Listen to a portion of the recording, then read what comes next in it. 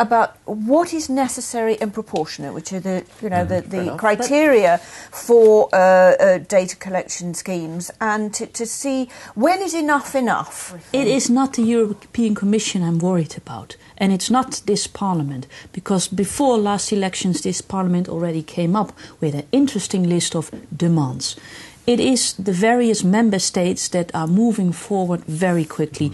My minister, the Dutch minister for justice, has said it has to be everywhere in Europe, also in inter-European flights. In Heathrow they put in obligatory, a very old-fashioned model. In Italy they're moving forward, and it's that thing that they just pick up what comes along, and all those security businesses that are making money with models that have not been fully tested. That is what's worrisome, and that's why I'm very interested in what comes out when the Transport Commissioner and Malmström come up with their proposal. Well, but just to inform you that member states can indeed already install this kind of systems, but only on a trial basis for a maximum period of 18 months. 18 months, or and prolonged. No, 18 months is the maximum.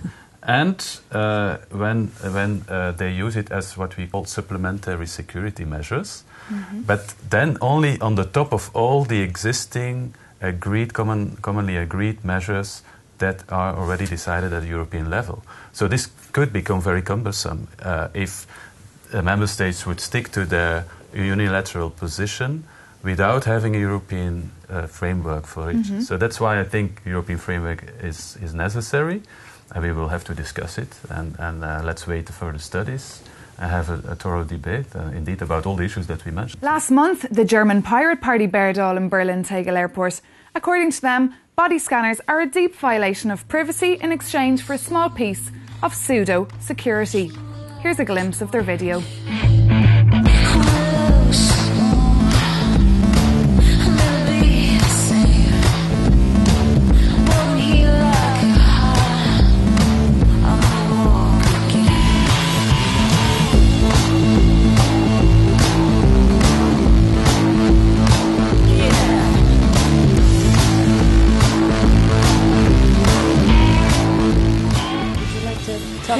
Give me a reaction there. That was the Pirate Party, the young Germans, bearing butts and everything in Tegel Airport in Germany to show people that they didn't agree.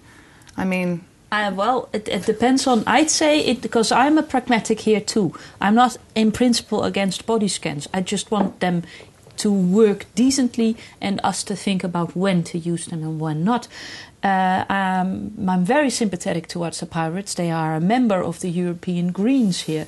And what about the Pope? Would you sympathise with the Pope? Yeah. No, I'm not a sympathiser with the Pope. But I wasn't finished yet. I don't know what they use for machines at Tegel.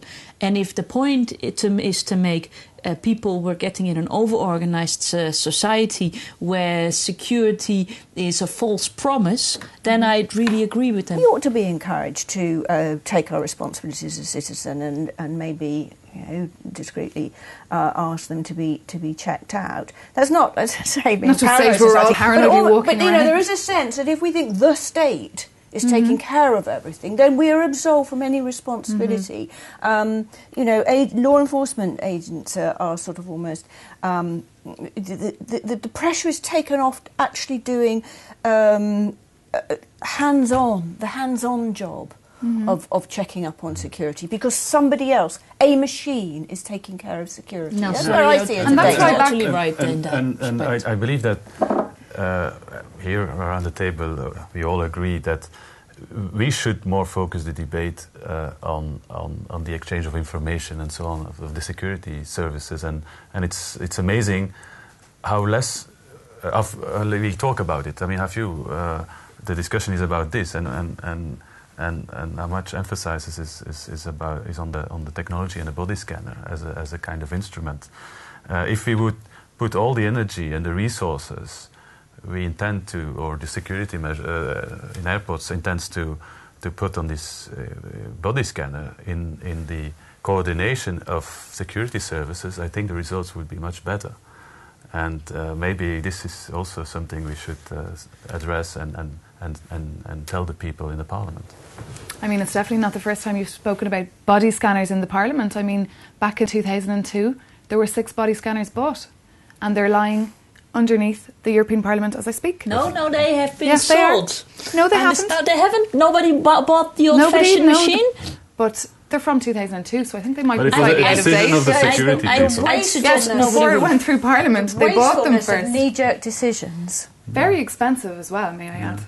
And the point is, nobody had thought to check out what the effectiveness and the privacy implications would be. So every time, I think what we're all saying really is you've got to do a cool appraisal of the real worth of these things instead of having a sort of instant reaction. And I'm afraid there is too much that goes on as a sort of, governments do things in order to make sure that they're never open to criticism. If there is a bomb threat, so they can say we did everything we possibly could. Some of the things that they do may be valuable, but I think everything needs a cool assessment. I'm a bit wondering why it's taken the European Commission 18 months since we first asked for an impact assessment to come up with it, because in the meantime all the member states are doing their own thing. Well, I know why. If I may. I know why. I just recently was visited by a company selling these machines, and they sold... An American company? No, it's a European company. I don't know the name anymore. It's mostly American companies who... Anyway, they wanted to lobby the European Parliament because they were selling these machines and they were state of the art, they said. So they showed me the equipment. It was a naked picture of a person, and they had data collection. So it was an old-fashioned machine, and they were not up to date with latest possibilities. If we are being lobbied by companies that want to sell something which is outdated, yes, then the whole picture gets blurred. I sent them away after half an hour. I pitied them. But I'm not anti-commercial firms, but it's very difficult to find an independent assessment of the technological and security claims. This is precisely why we need the expert advice. Just one comment on the Parliament. Final comment. Yeah, I read this in the news, so I didn't know about Parliament having bought several years ago body scanners. We only got to know about... But let's keep things in perspective. This happened just a few months or perhaps even weeks after 9/11. After 9/11. Sure. And therefore it's easy for us today to say, oh, look what we did, how much money we spent. But when it happened, everyone was devastated at what had happened.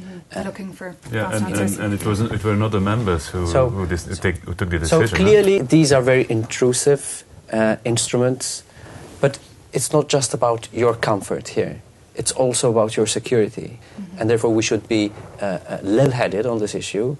Will it improve our security? Is it worth it? Will it help us defeat the terrorist threats? If the answer is yes, then we should be open to them. So it seems that we will just have to wait till April when we can read Mr. Simcallis's report to find out about a more specific EU legislation on body scanning technology. But for the moment, thank you very much for watching Let's Talk About EU here on the EUobserver.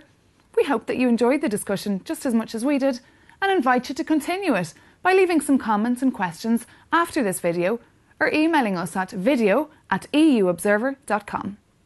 Let's Talk About EU will be back next month to put the topic of unity and diversity on the table and explore the roles of religious beliefs in the EU since the recent implication of the Lisbon Treaty. But until then, from myself, Maeve McMahon, at the EUobserver, and my esteemed guests, thank you very much for coming and thank you for watching. Goodbye and take care.